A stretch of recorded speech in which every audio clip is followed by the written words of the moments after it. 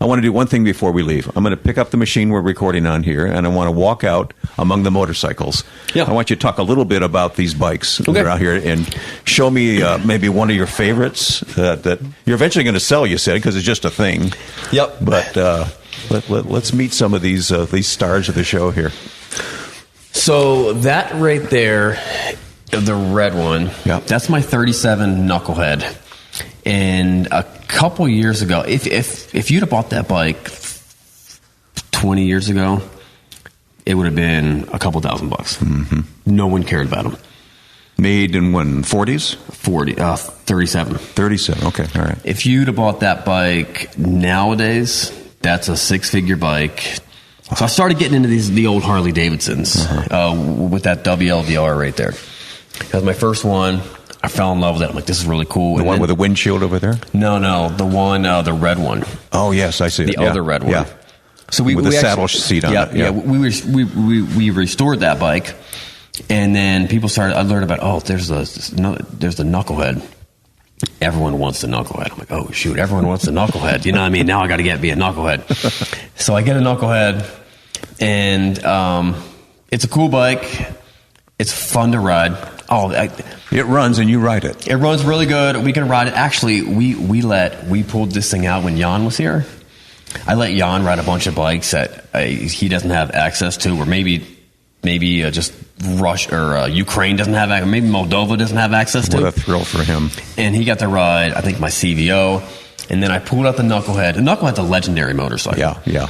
I pulled that out, and he knows they're valuable. I pulled it out. He got to ride it. It blew his mind away. He had a blast. Huh. Okay, we go from all the way from 1937 to now. This is an electric motorcycle. That's an electric motorcycle. It's a Maving. Maving was one of our video sponsors. They wanted to send me the bike. It's a British company. It's a great bike. It's a lot of fun. We had a blast making videos with it, and they did a really good job. They made it a really cool looking cafe style motorcycle. Now on the other side of the spectrum, that bike is a Orange County Chopper. Yeah, from the TV show. Anybody who's into motorcycles knows about Orange County Choppers. That's from the TV show. That's the second Orange County Chopper I've ever owned. That bike actually got me to become friends with Paul Sr. There's Paul Sr. up there sitting. Got a cardboard cut out of Paul. Oh yeah. I took that from his shop. He was cool with it, but so that's a cool bike. I'm pretty. Me and my buddy.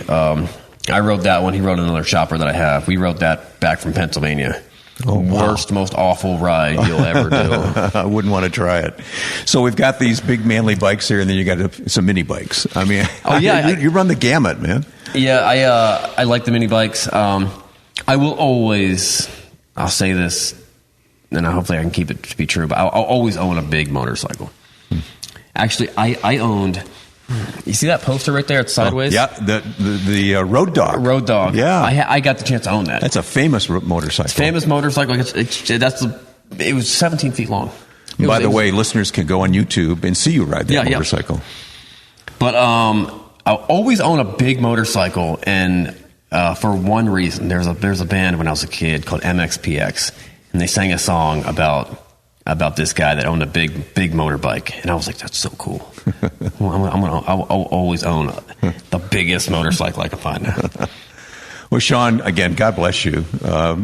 God's call on your life is very unique, and you're faithful to follow it, and who knows where it's going to lead next, huh? Yeah, I'm excited to see what God has next for me. Yeah, wonderful. Thank you, brother. Yes, thank you for having me.